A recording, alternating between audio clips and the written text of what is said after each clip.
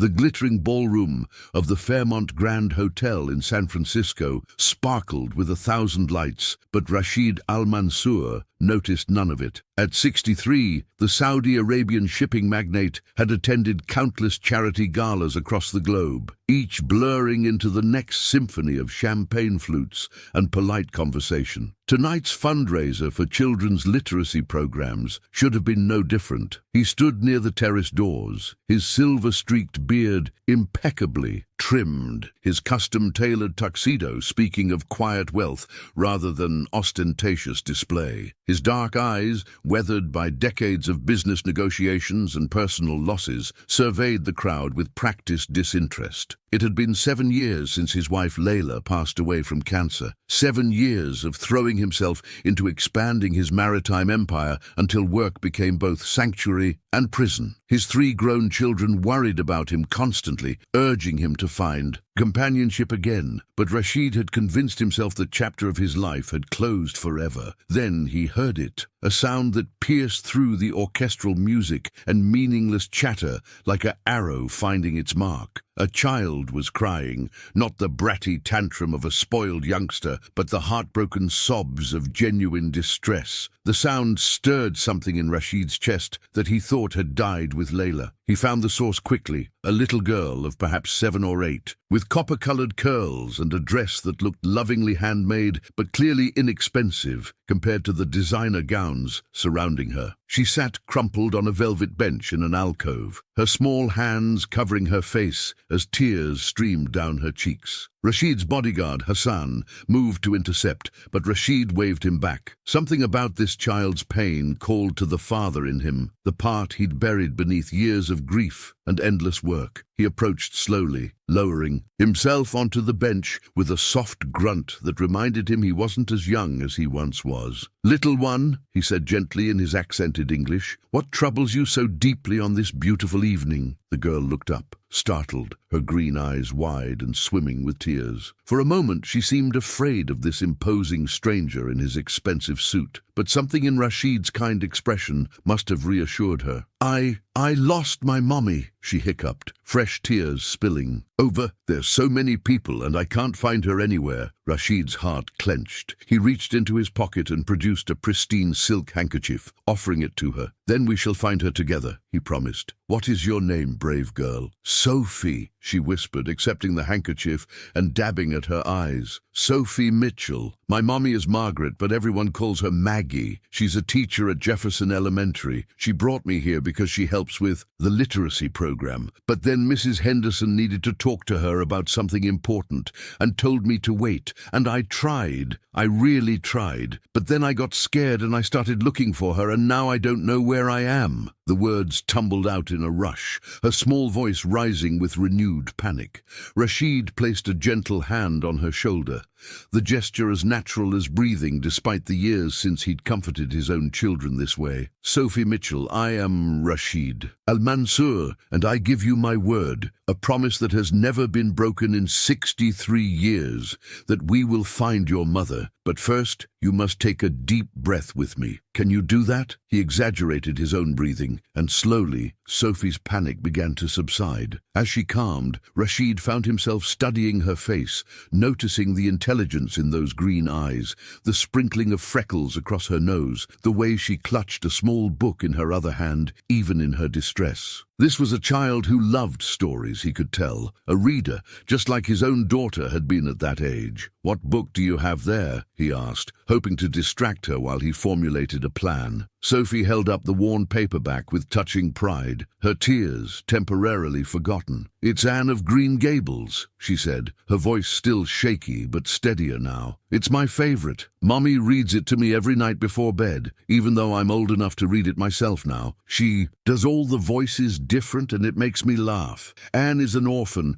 who finds a family that loves her, even though she talks too much and gets into trouble. Mommy says Anne reminds her of me, except I have a mommy who would never give me up for anything in the world." The love and security in Sophie's voice when she spoke of her mother was palpable, and Rashid felt an unexpected tightness in his throat. This child knew she was cherished, even if they didn't have the wealth surrounding them tonight. That kind of richness couldn't be bought at any price. "Your mother sounds like a very wise woman," Rashid said softly. "My own mother used to read to me when I was a boy in Riyadh. Different stories, different language, but the same love in every word. That never leaves you, Sophie, even when you're as old as I am." He pulled out his phone, the latest model that his assistant insisted he carry, though he barely understood half its features. "Now, let us be clever like Anne would be. What does your mother look like? Tell me everything." Sophie's description came in the vivid detail only a child could provide. "She has brown hair that's curly like mine but darker, and she always wears it up in a bun for fancy events,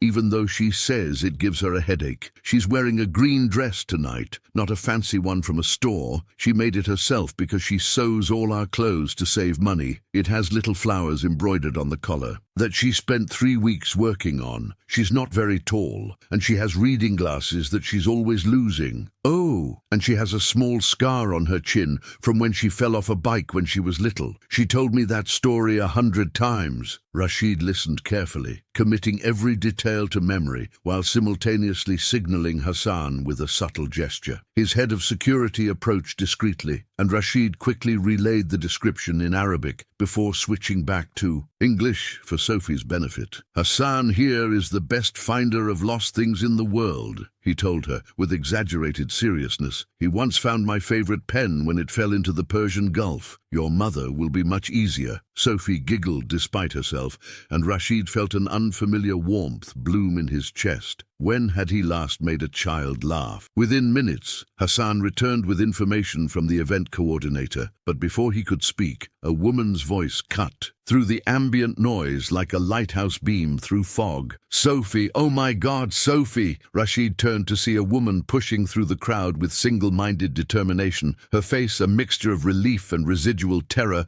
that only a parent who'd lost sight of their child could wear. She was exactly as Sophie had described, petite, with dark copper curls escaping from a loosening bun, wearing a handmade green dress that showed more skill than fashion sense. But what struck Rashid wasn't her appearance, which was pleasant but ordinary by the standards of the glamorous room. What struck him was her face, the raw emotion playing across it, the fierce protectiveness in her eyes, the way she moved as though nothing in the world could stop her from reaching her daughter. And when their eyes met over Sophie's head, something passed between them that Rashid couldn't name. Recognition, perhaps, though they'd never met. Or maybe it was something deeper, something his. Logical mind refused to acknowledge, even as his heart stuttered in his chest like an engine that had forgotten how to run smoothly. She was beautiful in the way of real things, not polished or perfect, but genuine and warm, and absolutely, utterly present in the moment. "Mommy!" Sophie launched herself from the bench into her mother's arms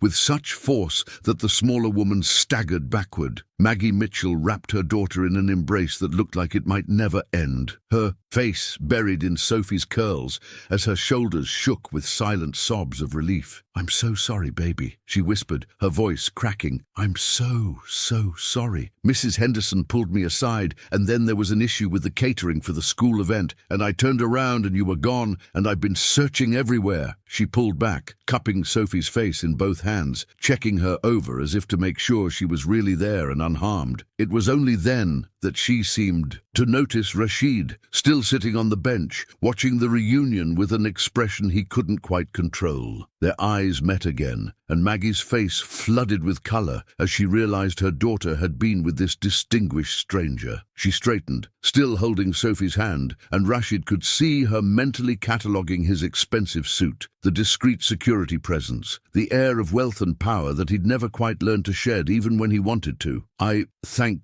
you," Maggie said, her voice steadier now but still thick with emotion. "Thank you so much for staying with her. I can't imagine how frightened she must have been, and for you to take time from your evening to—" She paused, seeming to run out of words, her free hand gesturing helplessly. Rashid rose to his feet, moving with the careful dignity of a man who'd learned to command rooms through presence rather than volume. "Please," he said, his accent more pronounced than usual, a sign of the emotion he was trying to contain. "Do not thank me for doing what any decent person would do. Your daughter is a remarkable young lady. She told me about Anne of Green Gables and about the mother who reads to her every night with all the different voices. You have raised her to be brave and kind, even in her fear. That speaks to who you are, Mrs. Mitchell." The use of her name, which he'd learned from Sophie, made Maggie blink in surprise. A small smile touched her lips, transforming her face from merely pleasant to genuinely lovely. "It's Miss Mitchell, actually," she corrected gently, "but please call me Maggie. And Sophie's right about the voices. I do a terrible Mrs. Lind, but we enjoy it anyway." There was a moment of silence that stretched just a heartbeat too long to be entirely comfortable, charged with something neither of them seemed prepared to name. Rashid found himself noticing details he had no business noticing, the way Maggie's glasses sat slightly crooked on her nose, the calluses on her fingers that spoke of hard work, the strength in her grip on Sophie's hand, the intelligence and warmth in her hazel eyes. She wasn't wearing any jewelry, except a simple silver watch that looked like it had seen better days, and her dress, while beautifully made, was clearly home-sewn from inexpensive fabric. Everything about her spoke of limited means carefully managed, of love poured into making the best of modest circumstances, and yet she held herself with a dignity that had nothing to do with money and everything to do with character. "I am Rashid Al-Mansour," he said finally, extending his hand. When Maggie took it, her palm warm and slightly rough against his, he felt that strange jolt again, like touching a live wire he hadn't known was there. "It has been my great pleasure to keep Sophie company. She's a credit to your parenting, Maggie." The use of her first name felt both presumptuous and inevitable, and from the way her eyes widened slightly, she felt it too, this unexpected intimacy between strangers. "Mr. Al-Mansour," Maggie said, her teacher's brain clearly working to place the name, recognition dawning in her eyes. "The Al-Mansour shipping? The Literacy Foundation donation that's funding half our new library was from your company." Mrs. Henderson mentioned. She stopped abruptly, her cheeks flushing deeper. "I'm sorry, you probably get recognized all the time. You must think I'm incredibly rude, keeping you from the gala." But Rashid was shaking his head, a genuine smile crossing his features for the first time in longer than he could remember. "This gala has been the same recycled conversation for 3 hours, he admitted, with a candor that surprised even himself. "I have discussed profit margins and shipping routes until even I am bored of them. Your daughter rescued me from another discussion of tonnage capacity with a man who would not recognize a good story if it sailed up beside him. I should be thanking you both." Sophie giggled at this, and Rashid found himself enjoying the sound immensely. When had he last spoken this freely, without the armor of business formality? When had he last felt this present in a moment? The realization was both exhilarating and terrifying. Maggie was studying him with an expression that suggested she saw more than he was comfortable revealing. The loneliness beneath the wealth, perhaps, or the grief he thought he'd hidden so well. Teachers, he supposed, learned to read people out of necessity. "Well," she said finally, "if you saved my daughter from being lost and frightened, and she saved you from boring conversation, I'd say that makes you even. Though I still feel like I owe you something." There was no artifice in her words, no calculation about what advantage might be gained from knowing a billionaire. She simply meant what she said, and Rashid found that refreshing in a way. That made his chest ache. How long had it been since someone spoke to him without an agenda? "Perhaps you could tell me more about this literacy program," Rashid heard himself saying, the words emerging before he'd consciously decided to speak them. "My foundation donates to many causes, but I confess I rarely hear about the impact from those who actually do the work. I would be interested in your perspective, if you have time." "Not tonight," he added quickly, seeing her glance toward Sophie. "Your daughter has had enough stress for one evening, but perhaps coffee, lunch, whatever would be convenient for you." The invitation hung in the air between them, and Rashid could see Hassan's eyebrows climb toward his hairline in the periphery of his vision. In 7 years, his bodyguard had never seen him ask anyone for their time socially. Business meetings, certainly. Obligatory social functions, of course. But this was something else entirely, and they both knew it. Maggie seemed equally surprised, her hand unconsciously smoothing Sophie's hair as she processed the unexpected request. Yes, she said finally, that small smile returning. I'd like that. I'm off on Saturdays if that works. There's a cafe near the school that makes excellent coffee and doesn't mind if Sophie brings a book to read while we talk. Nothing fancy, but she paused and Rashid could see her reconsidering, perhaps thinking the casual neighborhood cafe wasn't appropriate for someone of his status. But he interrupted before she could retract the suggestion. That sounds perfect, he said warmly. I am tired of fancy places. A good cafe where a child can read her book is exactly what I need. Shall we say 10 o'clock? They exchanged numbers, and as Maggie and Sophie prepared to leave, the little girl suddenly darted forward and hugged Rashid around the waist. Thank you for being nice when I was scared, she whispered against his jacket. Over her head, Rashid's eyes met Maggie's, and something passed between them again, something that felt like the beginning of a story neither of them had expected to start writing. The next morning cafe on Fillmore Street wasn't the kind of place Rashid Al-Mansour typically frequented. Tucked between a used bookstore and a vintage clothing shop, it had mismatched furniture,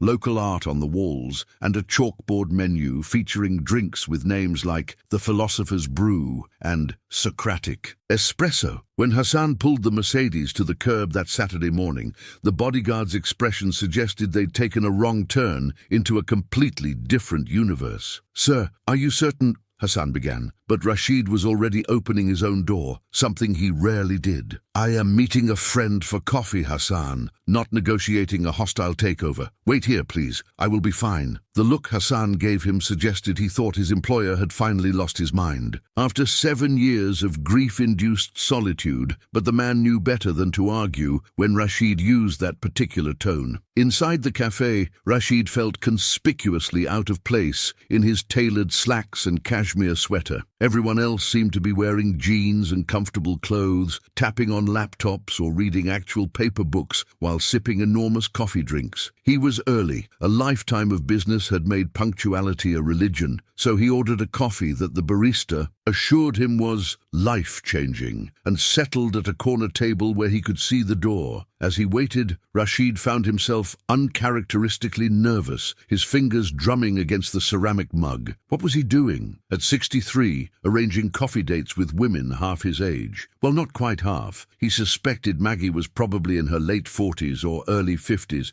based on Sophie's age, and the mention of having been teaching for decades. But still, this wasn't him. He didn't do spontaneous meetings with strangers. He didn't feel this flutter of anticipation that reminded him uncomfortably of his youth. And yet, here he was, watching the door like a boy waiting for his first date. When Maggie arrived precisely at 10, slightly breathless and with Sophie in tow, Rashid felt that same jolt he'd experienced at the gala. In daylight, wearing jeans and a simple blue sweater, her hair loose around her shoulders instead of forced into a bun, she looked younger and somehow more herself. Sophie waved enthusiastically when she spotted him, causing several other patrons to look up curiously at who warranted such excitement. I'm so sorry, Maggie said as they approached, her cheeks flushed from hurrying. The bus was late, and then Sophie insisted on bringing 3 books instead of 1 because she couldn't decide what mood she'd be in, and she stopped, laughing at herself. I'm babbling. I tend to do that when I'm nervous. Sophie says I should breathe more and talk less, which is probably good advice. Rashid stood to greet them, charmed by her honesty. Please, sit. I am early, an unfortunate habit from too many business meetings. And Sophie, he addressed the girl directly, 3 books is not too many. It is exactly right. One never knows what mood one's heart will be in for reading. Sophie beamed at him as she claimed the chair next to his, spreading her books across the table with the unself-conscious authority of a child who knew she was welcome. Maggie ordered for herself and Sophie regular coffee and hot chocolate, nothing fancy, and Rashid Rashid noticed she checked the prices on the menu twice before ordering, a gesture that spoke volumes about her financial reality. When she tried to pay, he'd already given his credit card to the barista, and the look she gave him was complicated, grateful, but also uncomfortable, not wanting to be in debt to anyone. "You didn't have to do that," Maggie said as they settled back at the table, her hands wrapped around her coffee mug as if drawing warmth from it. "Coffee and hot chocolate aren't going to bankrupt you, and I invited you here. It's only fair." But Rashid raised a hand gently, interrupting. "In my culture, hospitality is sacred. You welcomed me into your neighborhood,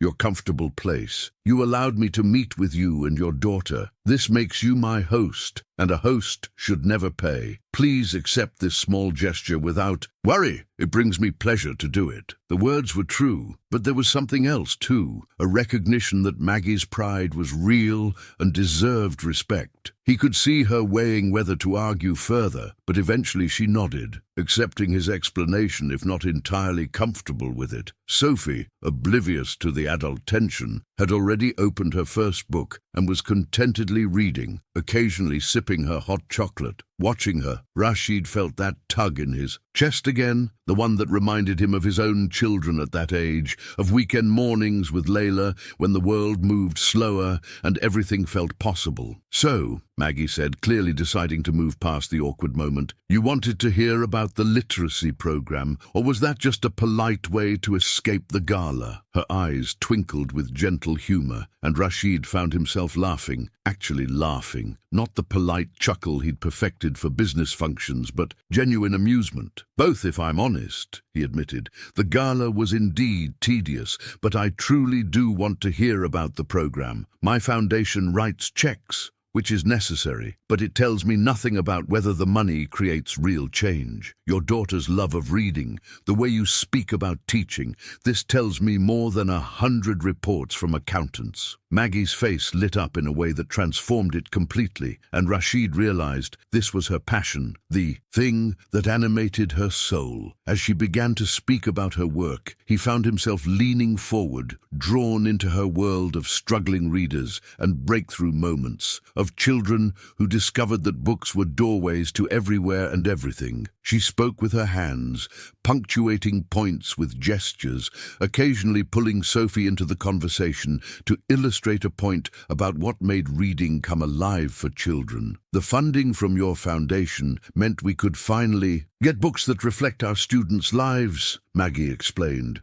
her voice growing more animated. "We have kids from everywhere, Mexico, the Philippines, Somalia, Syria. For so long, all our books showed the same type of families, the same experiences. But now we have stories about kids who speak 2 languages, who celebrate different holidays, who look like they look and live like they live. And I watch these children find themselves in books for the first time, and suddenly reading isn't this foreign thing adults are forcing on them. It's a mirror that shows them they matter, they're seen. That's what your money bought, Mr. Al-Mansour. Not just books, but recognition, belonging." She paused, seeming suddenly self-conscious about her enthusiasm. "Sorry, I get carried away when I talk about this. My ex-husband used to say I couldn't stop being a teacher even at home. It's probably why—" She cut herself off abruptly, a shadow crossing her face. Rashid noticed, but didn't press, filing away the mention of an ex-husband for later consideration. "Please never apologize for passion about meaningful work," he said quietly. "And call me Rashid. Mr. Al-Mansour makes me feel like I am at a board meeting, which I would very much like to avoid on a Saturday morning." Maggie's smile returned, though something guarded remained in her eyes. "Rashid, then. Though I have to say, it feels strange being so informal with someone who probably has more money in his wallet right now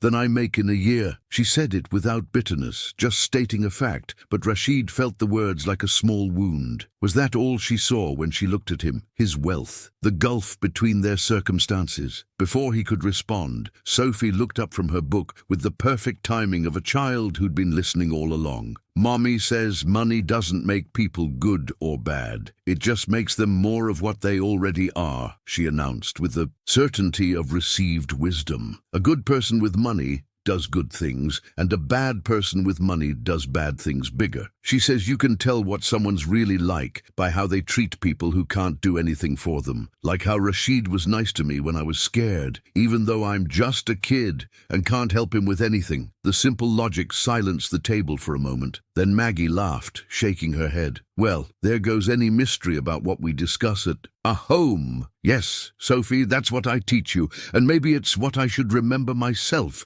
instead of being weird about someone buying coffee. Rashid found himself profoundly moved by Sophie's words, by the values this woman was instilling in her daughter, despite whatever hardships they faced. Your mother is a very wise teacher, he told Sophie seriously, and you are a very wise student. In my country, we have a saying, the worth of a man is determined by what he does when no one is watching. You remind me of this truth, thank you. He turned back to Maggie, and now there was something deeper in his gaze, something he wasn't entirely ready to examine. I was not always wealthy, you know. My father was a harbor worker in Jeddah. I built my company from one borrowed ship and a willingness to work until my hands bled. I remember very clearly what it is to count every rival, to choose between necessities. The money came later, and yes, it has made my life easier in many ways, but it has also made it lonelier than I could have imagined. People see the wealth and forget the man, or worse, they see only what they might gain from knowing me. He hadn't meant to reveal so much, but something about this shabby cafe and this honest woman pulled truth from him like drawing water from a well. Maggie's expression shifted, the guardedness fading into something softer, more open. I'm sorry, she said quietly. That must be incredibly isolating. I can't. Imagine not knowing if people value you for yourself or for what you can give them. And I apologize for doing the same thing, reducing you to your bank account instead of seeing you as just Rashid, a person who was kind to my frightened daughter and who apparently survived a terrible gala to meet us for coffee. She offered a self-deprecating smile, though I can't promise our conversation is any less boring than tonnage capacity. Rashid laughed again, that genuine sound that was becoming easier each time. You have already proven infinitely more interesting than tonnage capacity, I assure you. Tell me something else. Something not about literacy programs or teaching. Tell me about Maggie Mitchell. Who is she when she is not being a mother or educator? It was a bold question, perhaps too personal for a second meeting,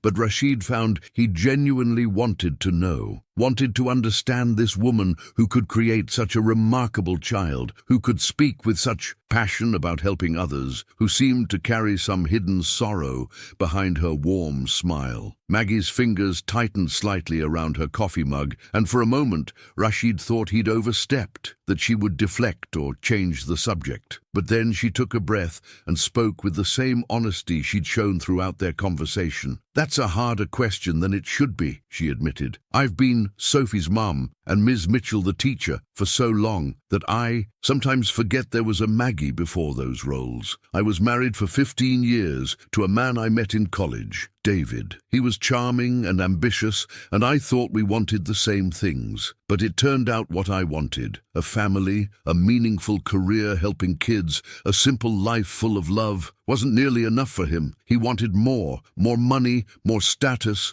more excitement, more of everything except what we had. Her voice remained steady, but Rashid could hear the old pain beneath it. He left us when Sophie was 3, found someone younger, someone who wanted the lifestyle he craved, someone who didn't have stretch marks and grading papers, and a daughter who needed her father. The divorce was ugly. He fought for custody, not because he wanted Sophie, but because he didn't want to pay child support. In the end, I got full custody, and he got minimal financial responsibility. He sends a check once a month like clockwork and sees Sophie twice a year. That, like she's an obligation to discharge rather than a human being to love. Sophie had returned to her book, or was pretending to, giving her mother the privacy of assuming she wasn't listening. But Rashid saw the tiny furrow between the girl's brows and knew she heard every word, carried this knowledge of her father's rejection like a weight no child should bear. His heart ached for both of them, the woman struggling to be enough for her child, the child learning too young that sometimes love isn't returned turned as it deserves. "I am sorry," Rashid said, and meant it with an intensity that surprised him. "No child should feel unwanted by a parent, and no woman should be abandoned for simply being herself. Your ex-husband is a fool, though I understand that knowing this does not ease the pain he caused." Maggie blinked rapidly, and Rashid realized with alarm that there were tears gathering in her eyes. "God, I'm sorry," she said with a shaky laugh, swiping at her face. "I don't know why I just unloaded all of that on you. You ask one personal question, and I give you my entire tragic backstory, like we're on some terrible talk show. This is why I don't date. I've apparently forgotten how to have normal conversations with adult humans." The mention of dating sent an unexpected spike of something through Rashid's chest. Not quite jealousy, but a recognition of possibility and competition. "Please, do not apologize," he said gently, then made a decision that felt both reckless and inevitable. "If we are sharing painful histories, it is only fair I offer my own. I was married for 35 years to a woman named Layla. She was my partner in everything. Business, family, life. We built the company together, raised 3 children together, planned to grow old together. 7 years ago, she died of ovarian cancer. 6 months from diagnosis to the end. Not enough time to prepare, though I am not certain any amount of time would have been enough. Since then, I have thrown myself into work, into expansion, into anything that keeps me from feeling the emptiness of the house we shared. My children worry about me. They tell me Layla would not want me to be alone, but I have convinced myself that a man my age, with his best years behind him, should simply accept the solitude and be grateful for what he had." He paused, meeting Maggie's eyes directly. "Until last night, when I found a crying child and met her. Remarkable, mother. I believed that story completely. Now I am not so certain." The silence that followed Rashid's admission felt heavy with meaning, with the weight of 2 people recognizing something significant between them and being simultaneously drawn to it and frightened by it. Maggie's hazel eyes were wide, shining with unshed tears. For him now, he realized, not just for her own pain. 63 is not old," she said finally, her voice soft but firm. "And your best years aren't behind you unless you decide they are. I'm 51, and after David left, I told myself the same things, that I'd had my chance at love and failed, that I should focus on being a good mother and forget about being anything else, that no one would want a middle-aged teacher with stretch marks and student loans and a daughter who comes as a package deal. I've turned down every attempt anyone's made to set me up, convinced myself I was content alone." She reached across the beer table, her hand hovering near his but not quite touching, the gesture more tentative than she probably intended. "But contentment isn't the same as happiness, is it? And I think we both know the difference, even if we've been pretending we don't." Rashid looked at her hand, so close to his, and felt something crack open in his chest, something that had been frozen solid for 7 years. Before he could respond, Sophie suddenly closed her book with an audible snap, making both adults jump. "Are you two going to keep making sad faces at each other, or are you going to be friends?" she asked with the directness only a child could manage. "Because Mommy's been really lonely even though she pretends she's fine, and you seem really lonely too, Rashid, even though you have a lot of money, which Mommy says is supposed to make things easier, but really doesn't. So maybe you could be friends and do stuff together, and then you'd both be less lonely. That makes sense, right?" Maggie's face went scarlet. "Sophie, you can't just,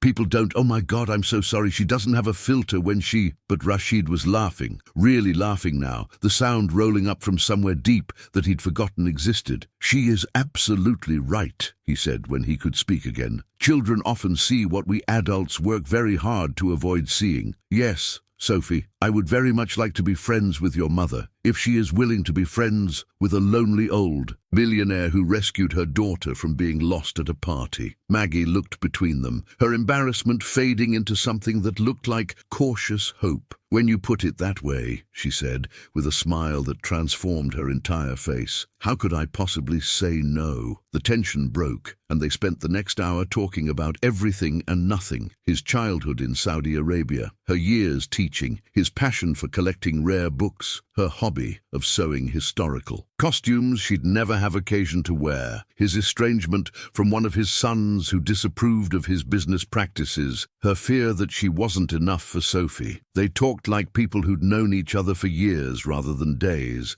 and Sophie remained contentedly absorbed in her books, occasionally interjecting observations that were either profound or absurd, keeping them both grounded in the present moment. When Rashid finally checked his watch and realized 3 hours had passed, 3 hours during which Hassan had probably aged a decade worrying about him, he felt a pang of genuine regret at having to leave. "I have a board meeting tomorrow I cannot miss," he said reluctantly, "but I would very much like to see you both again. Perhaps dinner next week? There is a restaurant I know that is owned by a friend from Beirut. The food is excellent, and they welcome children. Sophie could bring a book if she wishes." Maggie's immediate expression was guarded. Again, and Rashid could see her calculating the cost of a meal at a restaurant owned by a billionaire's friend, the impossibility of reciprocating, the growing debt of favors. "That's very kind," she began carefully, "but I don't want you to feel like you have to—" "Maggie," Rashid interrupted gently, "I am asking because I want to, not because I feel obligated. In fact, I am asking for myself because this has been the most enjoyable morning I have spent in 7 years, and I am selfish enough to want more of them. Please say yes, or if the restaurant makes you uncomfortable, suggest something else. I find I do not care where we are, only that we continue this friendship." The word felt insufficient for what he was feeling, but it was the only one he dared use yet. Maggie studied his face for a long moment,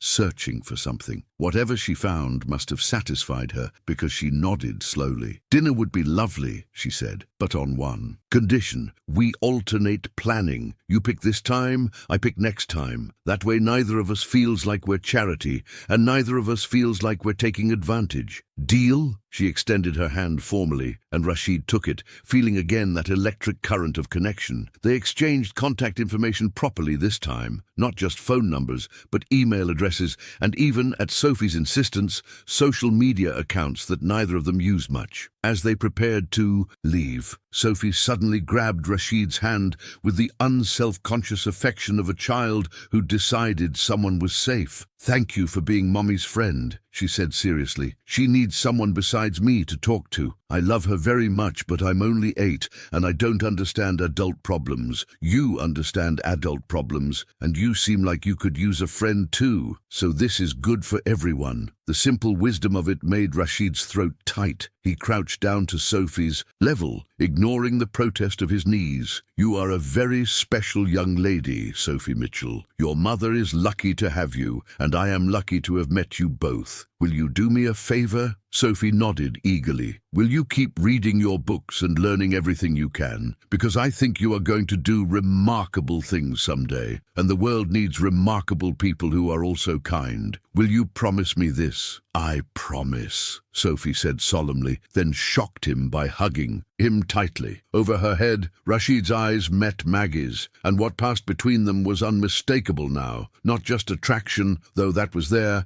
but recognition of kindred souls who'd both been adrift and were now perhaps finding harbor. Outside the cafe, Hassan stood by the Mercedes with an expression that suggested he'd been seconds away from calling in a tactical team to extract his employer from what he'd assumed must be a hostage situation. When Rashid emerged laughing, with Maggie and Sophie beside him, the bodyguard's eyebrows climbed even higher than at the gala. "Hassan, I would like you to meet Ms. Maggie Mitchell and her daughter Sophie," Rashid said formally. "They are friends, and I suspect we will be seeing much more of them. Please add their names to the security clearance list." It was an unusual request. Rashid rarely introduced anyone to his security detail, but Hassan recovered quickly, inclining his head with professional courtesy. "A pleasure to meet you both, Ms. Mitchell, Miss Sophie. I'm glad you could rescue Mr. Al-Mansour from his boring gala." Sophie giggled, and even Maggie smiled at the gentle teasing. As the car pulled away, Rashid looked back to see them standing at the bus stop, Maggie's arm around Sophie's shoulders, both waving.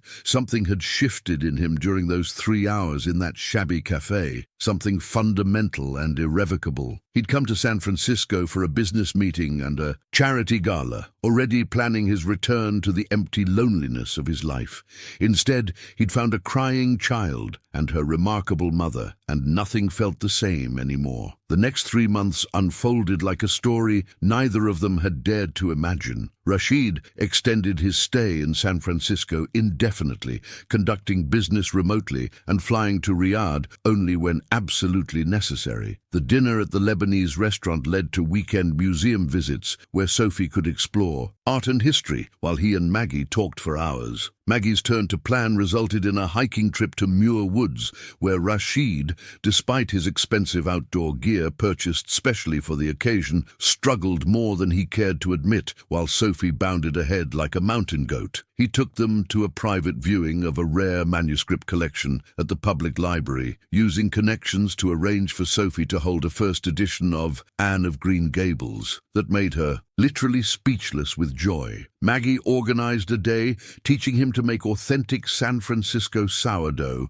resulting in a flour-covered kitchen, burned bread and laughter until his sides ached. They fell into a rhythm, dinners twice a week, weekend outings, increasingly long phone calls that stretched late into the night after Sophie was asleep. Rashid found himself sharing things he'd never told anyone, fears about aging and irrelevance, guilt about his strained relationship with his son Khalid, who'd wanted a simpler, less ambitious father. Maggie spoke about her terror of not being enough for Sophie, her dreams of writing a novel she'd never started, her complicated feelings about her ex-husband's new family. What surprised Rashid most was how naturally Sophie had woven herself into his life. She called him Rashid with easy affection, texted him photos of interesting books she'd found, asked his opinion on school projects. He found himself attending a parent-teacher conference as Maggie's friend, sitting through Sophie's school play about the California Gold Rush, helping with a science fair project about maritime navigation that let him share his knowledge of ships and seas. His own children noticed the change when he video-called them. "Father, you're smiling," his daughter Aisha said with wondering delight during one call. Genuinely smiling, not the business smile. What's happened? He'd been evasive at first, uncertain how to explain Maggie and Sophie to children who'd been urging him to move on for years, but who also fiercely protected their mother's memory. But eventually, he'd shown them a photo. Maggie and Sophie at the Golden Gate Bridge overlook, wind-blown and laughing. "I have met someone," he'd admitted. "Two someones, a teacher and her daughter. Nothing has happened, we are simply friends, but I find I look forward to each day again. I wake up with purpose beyond board meetings. Is that wrong? Does it dishonor your mother's memory?" Aisha had cried, but they were happy tears. "Mama would have dragged you to meet this woman herself if she were here," his daughter assured him. "She made me promise before she died to make sure you didn't waste the rest of your life being sad. She said you had too much love in you to hoard it like treasure when there were people in the world who needed it. If these people make you happy, Baba, then Mama would approve. I approve." Only Khalid, his eldest, had remained silent on the video call, his disapproval evident even through the screen. But Rashid had stopped letting Khalid's judgment control his choices years ago, a mutual disappointment they'd never quite bridged. What he hadn't told his children, what he barely admitted to himself during sleepless nights in his hotel suite, was that friendship no longer accurately described what he felt for Maggie Mitchell. Somewhere between the museum visits and the late-night phone calls, between watching her teach Sophie to braid her hair and listening to her passionate explanation of why phonics instruction needed better funding, he'd fallen in love with her, deeply, completely, terrifyingly in love, in a way that felt both like coming home and like jumping off a cliff without knowing if there was water below. The realization crystallized one ordinary Tuesday evening in March. Rashid had been invited to Maggie's apartment for the first time, a modest two-bedroom in a working-class neighborhood that she'd clearly prepared for his visit with touching care. Fresh flowers in a jar on the table, the worn furniture straightened, Sophie's toys corralled into organized bins. When he arrived with a bottle of wine and a children's book about the Arabian Peninsula for Sophie, Maggie answered the door in jeans and a soft sweater, her hair loose, her feet bare, and Rashid felt his heart stop in his chest. This was who she was at home, comfortable and real and utterly without pretense. "It's not much," she said, a touch of defensive pride in her voice as she let him in. But it's ours, and we've made it a home. Rashid looked around at the overflowing bookshelves, the art projects taped to the refrigerator, the photos documenting Sophie's life covering every available wall surface. It was small and worn and filled with so much love, it practically radiated from the walls. "It is beautiful," he said honestly. "It feels like a home, not just a house. I have forgotten the difference." His own San Francisco hotel suite, luxurious as it was, felt sterile and empty by comparison. They'd planned a simple dinner, Maggie's attempt at making makbuz, a traditional Saudi dish, after he'd mentioned missing the food of his childhood. The result was simultaneously disastrous and endearing: rice too sticky, chicken too dry, spices in completely wrong proportions. But she'd tried, had spent hours researching recipes and techniques, had wanted to give him something from his culture the way he'd shared so many experiences from hers. As they sat around her small table, Sophie chattering about her day at school, while Maggie apologized for the 10th time about the food, Rashid felt something shift into place inside him. This, he realized with stunning clarity, was what he wanted for the rest of his life. Not fancy restaurants or charity galas or business empires. This, a simple table, a woman who tried, even when she might fail, a child's laughter filling the spaces between adult conversation, a home filled with love instead of silence. After dinner, Sophie read aloud from the book he'd brought. Her pronunciation of Arabic place names adorably wrong, but her enthusiasm unbounded. When she finally went to bed, Maggie and Rashid settled on the threadbare couch with fresh tea, the comfortable silence of people who'd grown easy with each other. "Thank you for tonight," Rashid said quietly, "for welcoming me into your home, for trying to cook my mother's food, for everything." Maggie laughed softly. "You mean thank you for poisoning you with terrible rice and nearly burning your gift book when Sophie got too close to the candles? You're very gracious, but I know it was a disaster." She turned to face him, tucking her feet under her, and in the soft lamplight she looked younger, more vulnerable. "I wanted to do something special for you. You've given us so much, experiences and opportunities and friendship, and I know I can't reciprocate with the same scale of things, but I can try to give you home. I can try to give you belonging. That's all I have to offer, really. Myself and Sophie and our incredibly modest life.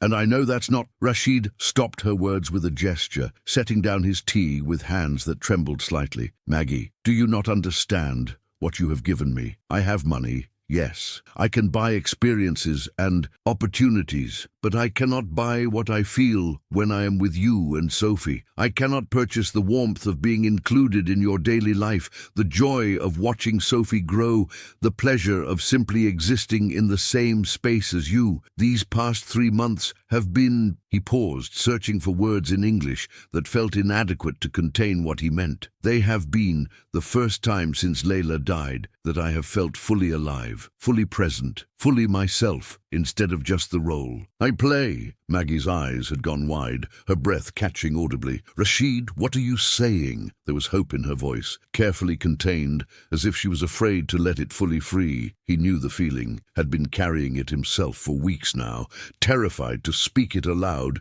and risk destroying the precious thing they'd built. But at 63, he'd learned that life was too short for cowardice, especially about matters of the heart. "I am saying that I have fallen in love with you," Rashid said, the words emerging with the simple directness of truth that could not be prettied up or softened. "I am saying that somewhere between finding Sophie crying at a party and sitting here in your home eating terrible mashboos, I fell completely, irrevocably in love with you, with your passion for teaching and your fierce protection of your daughter and your terrible pronunciation of Arabic words and the way you make me laugh until my chest hurts, with your courage and your honesty and the home you have built from almost nothing but love and determination." He reached for her hand. engulfing it in both of his. I know there are complications. I am too old for you. You're 12 years older, not ancient, Maggie interjected softly. I am too wealthy for our lives to blend easily, he continued. I have a complicated family and business obligations that take me across the world. I am set in my ways and probably impossible to live with. But, Maggie, I love you, and I hope that you might feel something similar for me. I see it sometimes in how you look at me, in how you include me in your life, in these dinners you cannot cook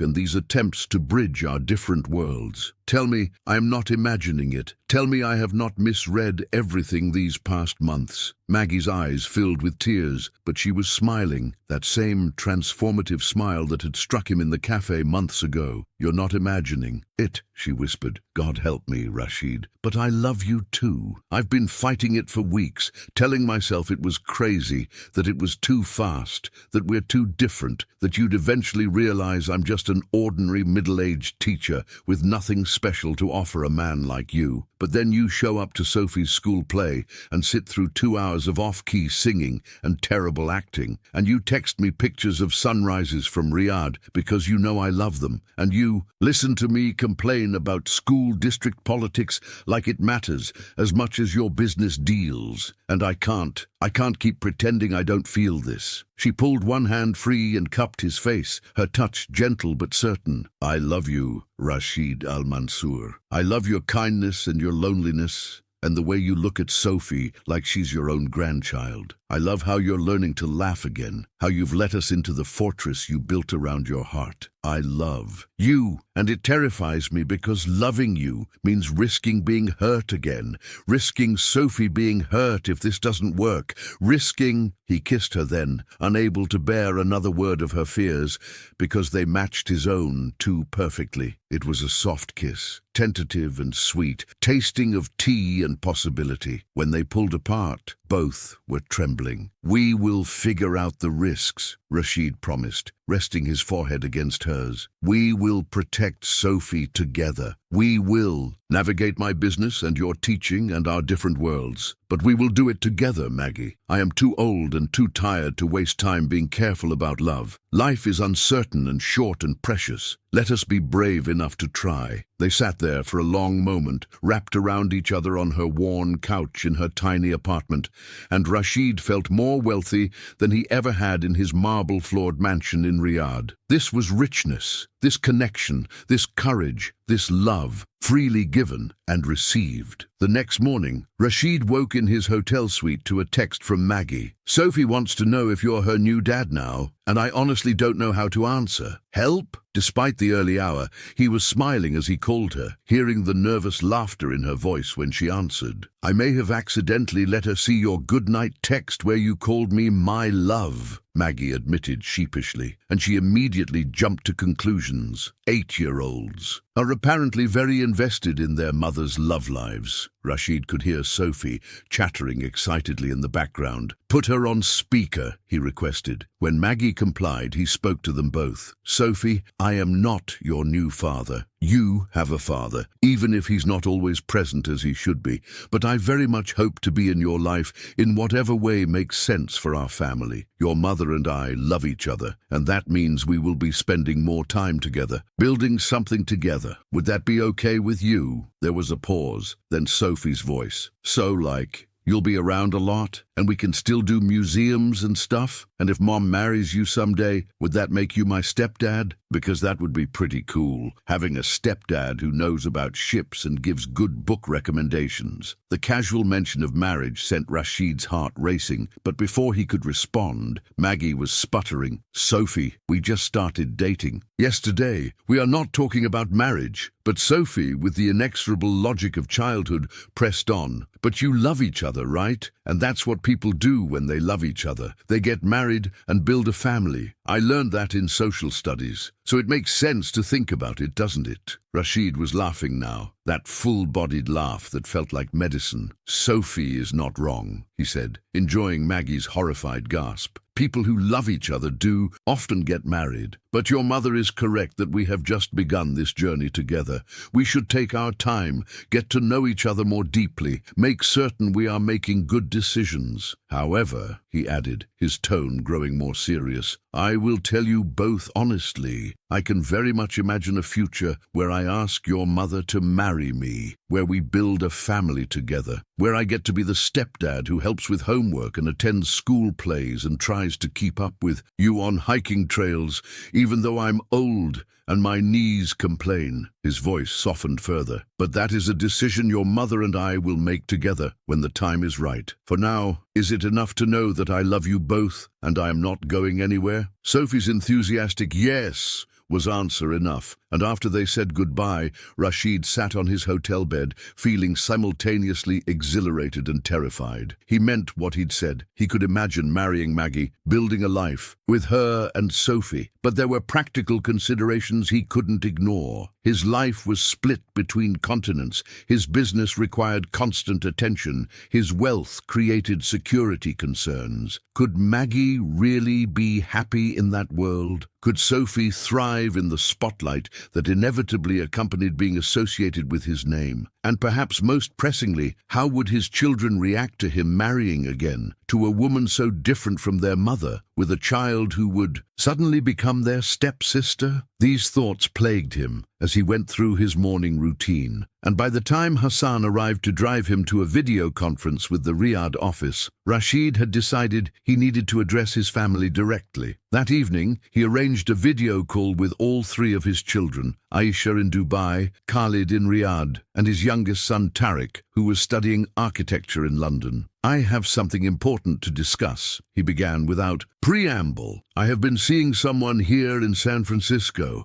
Her name is Maggie Mitchell. She is a teacher, and she has an 8-year-old daughter named Sophie, and I have fallen in love with her, with them both, really. I am telling you this because I intend to pursue a serious relationship with her, potentially marriage, and I need you to understand that this is not a betrayal of your mother's memory, but rather a fulfillment of what she wanted for me. Aisha spoke first, her face on, the screen radiant with happiness. Baba, I told you we would support you. Tell us about her. What does she love? What makes her laugh? When can we meet her and Sophie? Her enthusiasm was genuine, and Rashid felt his chest loosen with relief. Tariq echoed his sister's sentiment, asking questions about Maggie's work and Sophie's interests with the gentle curiosity he'd always possessed. But Khalid's face remained stony, his jaw tight with disapproval that Rashid had seen too many times before. You've known her 3 months and you're already talking about marriage? Khalid said, his tone sharp. Father, this is insane.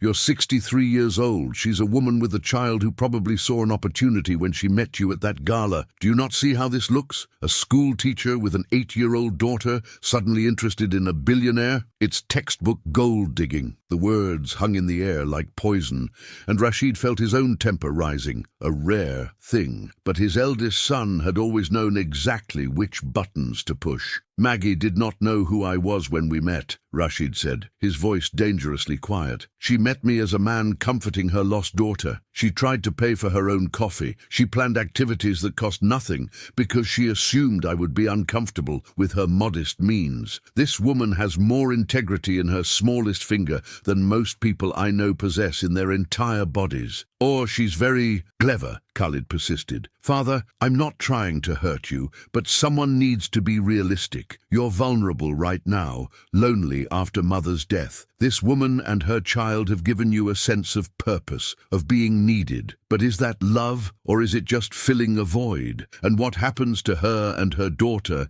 if this relationship ends? Have you considered that they might actually be the ones hurt when you realize this was a mistake? The question struck harder than Khalid, probably intended because it echoed Rashid's own deepest fears. What if he was wrong? What if this feeling was just loneliness dressed up as love? What if he hurt Maggie and Sophie when reality intruded on their bubble of happiness? But then he remembered Sophie's tears at the gala, Maggie's passionate defense of her students, the way they'd welcomed him into their tiny apartment with open hearts, despite having so little to offer materially. He remembered how Maggie argued with him about paying for things, how she insisted on equality despite their vast wealth difference, how she'd never once asked him for anything beyond his presence and attention. "You do not know them, Khalid," Rashid said firmly. "You speak from prejudice, not knowledge. I'm asking you to trust my judgment, to respect that I am capable of knowing my own heart at 63,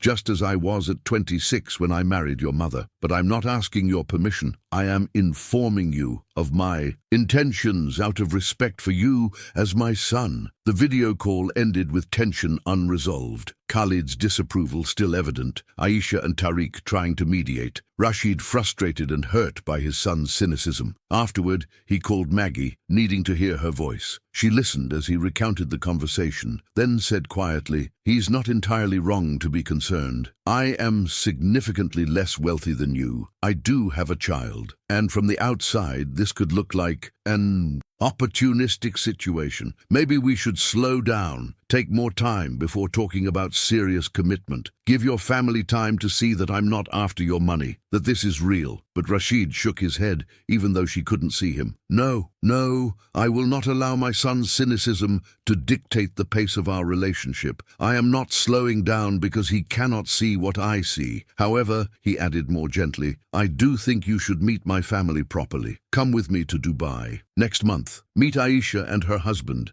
Spend time with them. Let them see who you truly are. Sophie can come too. Aisha's children would love to meet her. Let my family see us together, see how we are with each other. That will silence Khalid's concerns more effectively than any argument I can make. There was a long pause. Dubai, Maggie finally said, her voice small. Rashid, I can't afford. Maggie, please, he interrupted gently. You are not paying to visit my daughter. This is me inviting you to meet my family, which means I handle the arrangements. This is not about money or debt. This is about building bridges between the people I love. Say yes. Let us show them that this is real, that we are building something worth protecting. After another moment's hesitation, Maggie agreed, and they spent the next hour planning the trip, her nervousness evident, but her determination to try for him equally clear. As they talked logistics and worried together about Sophie missing school and whether Maggie should buy new clothes for meeting his daughter, Rashid felt that certainty solidify again. This was right. They were right. And whatever challenges lay ahead, disapproving family,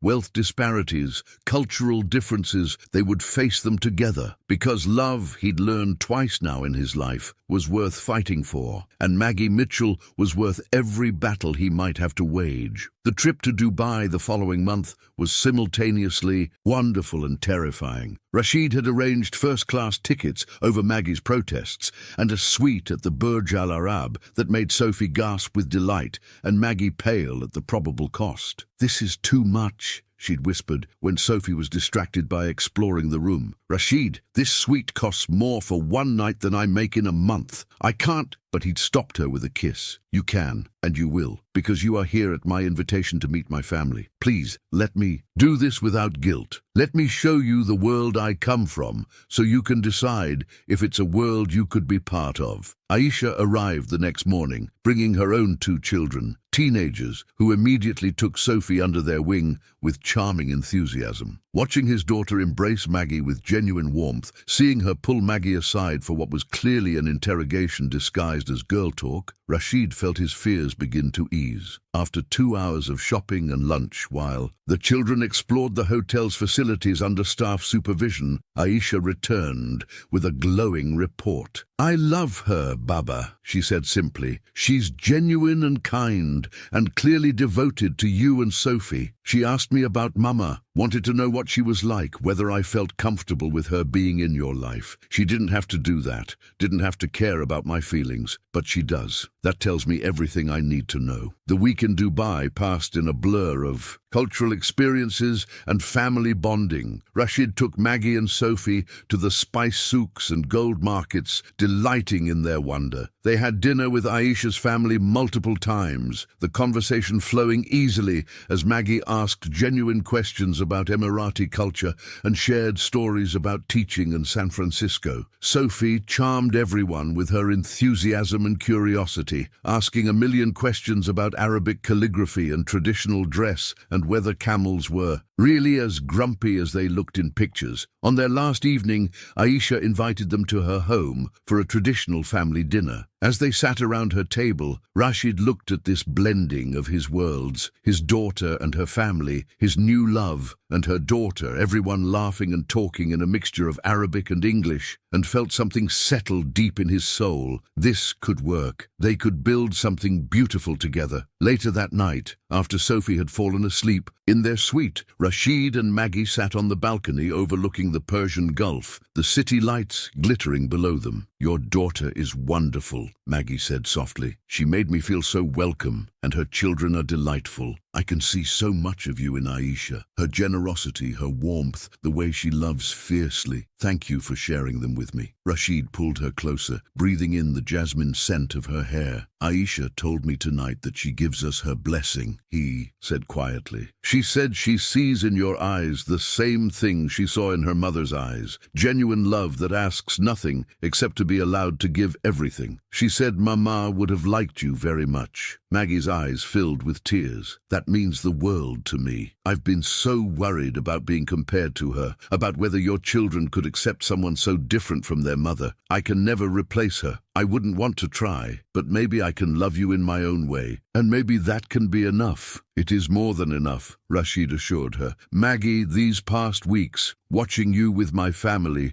seeing you embrace my culture while maintaining your own identity, witnessing how Sophie thrives in this environment, have only confirmed what I already knew. I want to build a life with you. I want to wake up beside you every morning and fall asleep with you every night. I want to watch Sophie grow up and be part of her life. I want to blend our families and our worlds until the lines between them disappear." He turned to face her directly, taking both her hands in his. "I know this is fast. I know we have obstacles to overcome, but I am an old man who has learned not to waste time when he finds something precious. So I am asking you now, with all of Dubai sparkling below us like scattered diamonds, Maggie Mitchell, will you marry me?" Maggie's breath caught, her eyes going wide with shock. For a long moment she simply stared at him, and Rashid felt his heart hammering against his ribs like it might break free. Then tears spilled over, running down her cheeks as she laughed and nodded simultaneously. "Yes," she whispered. "Yes, you impossible, wonderful man. Yes, I will marry you." She launched herself into his arms, and they held each other as the warm Gulf breeze wrapped around them. When they finally pulled apart, Rashid reached into his pocket and produced a ring he'd been carrying for the past week, waiting for the right moment. It was a simple sapphire surrounded by small diamonds. He'd avoided rubies or emeralds that might seem too ostentatious, choosing instead a stone the color of her eyes when she laughed. "I had this made in the Dubai Gold Souk while you were shopping with Aisha," he admitted, as he slid it onto her finger. "I have been planning this proposal since we arrived, waiting for the perfect moment, but I realized tonight that every moment with you is perfect, so why wait?" Maggie held up her hand, watching the ring catch the light, her expression caught between joy and disbelief. "I can't believe this is real," she said softly. "A year ago, I was alone in my tiny apartment, convinced I would spend the rest of my life being just Sophie's mom and Ms. Mitchell the teacher. Now I'm engaged to a Saudi billionaire on a balcony in Dubai. This doesn't happen to people like me." Rashid cupped her face in his hands, forcing her to meet his eyes. "It happens to people like you because you are extraordinary, even if you cannot see it. You are smart and passionate and kind. You built a beautiful life for yourself and Sophie from very little. You welcomed a lonely old man into your world without hesitation. You deserve every happiness, Maggie, and I intend to spend the rest of my life trying to give it to you." They stayed on the balcony for hours, making plans and dreaming aloud. They would marry within the year, they decided. No elaborate ceremony, just their families and closest friends. Maggie would continue teaching, though she'd need to work out the logistics of traveling between San Francisco and wherever Rashid's business required him to be. Sophie would remain in her school, but would travel during breaks, experiencing the world as part of their blended family. They would split time between Rashid's house in Riyadh, his apartment in San Francisco, which he would upgrade from a hotel to an actual home, and wherever else life took them. When they finally went inside, Sophie was awake, sitting on the sofa with a book and a knowing smile. "You asked her, didn't you?" she said to Rashid, with the certainty of a child who'd been expecting this. "And she said yes, because she loves you and you make her happy, and also you're really nice to me. So when's the wedding? Can I be a junior bridesmaid? And will we live in a castle, because your house in Saudi Arabia looks kind of like a castle in the pictures?" Maggie laughed through fresh tears as she showed Sophie the ring, and the three of them ended up in a group hug on the sofa, talking excitedly about their future. Rashid felt his heart might burst from the fullness of it all. This unexpected family, this second chance at love, this beautiful blending of worlds that should have been impossible but somehow felt inevitable. When Sophie finally fell back asleep, curled between them like a contented cat, Rashid whispered to Maggie, "Thank you for crying at that party, for getting lost so Sophie would need help, for being brave enough to give us a chance." Maggie smiled sleepily. "Thank you for being the kind of man who would comfort a crying child instead of ignoring her. Thank you for seeing beyond the gold-digger assumptions and the wealth disparity. Thank you for loving us exactly as we are." They fell asleep that way, the three of them tangled together on the sofa, and Rashid dreamed for the first time in 7 years of a future filled with joy instead of merely obligation. When he woke the next morning to find both his girls, already he thought of them that way, still sleeping peacefully, he sent a text to all his children. She said, "Yes, we are getting married, and I have never been happier in my life." The response from his children was swift and varied. Aisha sent back a string of celebratory emojis and a video of herself dancing with joy. Tariq called immediately, his happiness evident even through the phone connection, promising to fly to San Francisco for the wedding. But Khalid's response was coldly formal. "I hope you know what you're doing. I will attend out of respect, but I maintain my reservations." Rashid felt the familiar sting of his son's disapproval, but for the first time in years, he refused to let it dim his happiness. Khalid was an adult with his own opinions, and while Rashid loved him deeply, he would not allow those opinions to control his choices. When they returned to San Francisco a few days later, Rashid began the complex work of restructuring his life to accommodate his new reality. He purchased a beautiful house in Pacific Heights with enough space for their blended family, a place with a library for Sophie's growing book collection, a sewing room for Maggie's hobby, and a home office where he could manage his business remotely. He arranged for Hassan and a small security detail to relocate permanently to San Francisco, acknowledging that his life was now centered here rather than in Riyadh. Most significantly, he began gradually transferring day-to-day control of his company to his management team, preparing for a semi-retirement that would allow him to be truly present in his new family's life. Maggie, for her part, struggled with the transition more than Rashid had anticipated. The reality of marrying into such wealth came with complications she hadn't fully considered. The security concerns that meant Sophie could no longer walk to school alone. The media interest that suddenly made their relationship public. The well-meaning but overwhelming offers of help and gifts from people eager to curry favor with Rashid's new wife. "I feel like I'm losing myself," she admitted one night, curled up on the sofa in their new house while Sophie slept upstairs. "I'm not just Maggie anymore. I'm the school teacher who caught a billionaire. People at school treat me differently now. Parents who never gave me the time of day suddenly want to schedule meetings. Teachers who were my friends seem resentful or suspicious, and I hate it. I hate feeling like I have to justify my relationship, like I have to prove I'm not a gold digger to everyone who reads the gossip columns." Rashid's heart ached at her distress. This was exactly what he'd feared, that his wealth would become a burden rather than a blessing to the people he loved. "What do you need?" he asked simply. Tell me what would make this easier, and I will move heaven and earth to provide it." Maggie thought for a long moment. "I need to keep teaching," she said finally. "Not forever. I know eventually we'll want to travel more, and Sophie will grow up and leave for college, and our life together will look different. But for now, I need that anchor. I need to be Ms. Mitchell, who teaches reading to struggling students, not just Mrs. Al-Mansour, who married money. Can you understand that?" "I understand completely," Rashid assured her. "You should never have to give up who you are to be with me. We will find a balance. Perhaps I can arrange additional security that is less obvious. Perhaps we can request privacy from the media. I have lawyers who specialize in such things. And Maggie, anyone who questions your integrity or suggests you are with me for money is not worth your concern. Those who know you understand the truth. The rest do not matter." Over the following months, they worked to build that balance. Maggie continued teaching, but accepted a position at a prestigious private school that better accommodated her need for flexibility and her new security requirements. Rashid became a fixture at school events, his presence gradually normalizing until people saw him simply as Sophie's stepdad-to-be rather than a celebrity billionaire. They established routines and boundaries, protecting their private life while engaging with the public aspects of Rashid's business when necessary. Their wedding took place in September, a year after that fateful night at the gala. They'd chosen the San Francisco Botanical Garden for the ceremony, beautiful and meaningful without being ostentatious. Aisha flew in from Dubai with her family,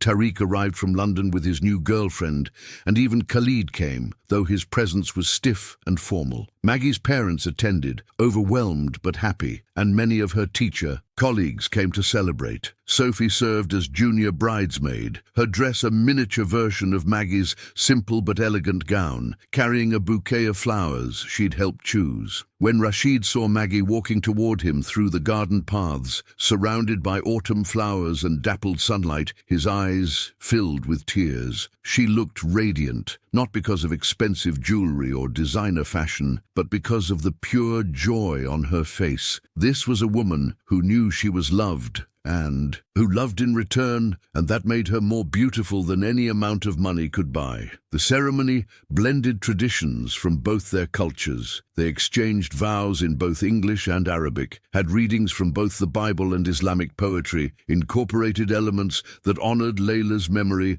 while celebrating their new beginning. When the Imam pronounced them husband and wife, and Rashid kissed his bride, Sophie let out a cheer that made everyone laugh. The reception was intimate, held at their new home, with catering from that Lebanese restaurant where they'd had their first dinner date. As Rashid watched his two worlds blend and celebrate together, his Saudi family mixing with Maggie's American friends, business associates mingling with elementary school teachers, everyone united in their happiness for the couple, he felt that same sense of rightness that had struck him in Maggie's tiny apartment all those months ago. This was what life should be. Love and laughter and family, regardless of where people came from or what they possessed. During their first dance, Maggie whispered against his chest, "I can't believe this is my life now, that I get to be your wife, that Sophie gets to have you as her stepdad, that we get to build this beautiful future together. I keep thinking I'll wake up and discover it was all a dream." Rashid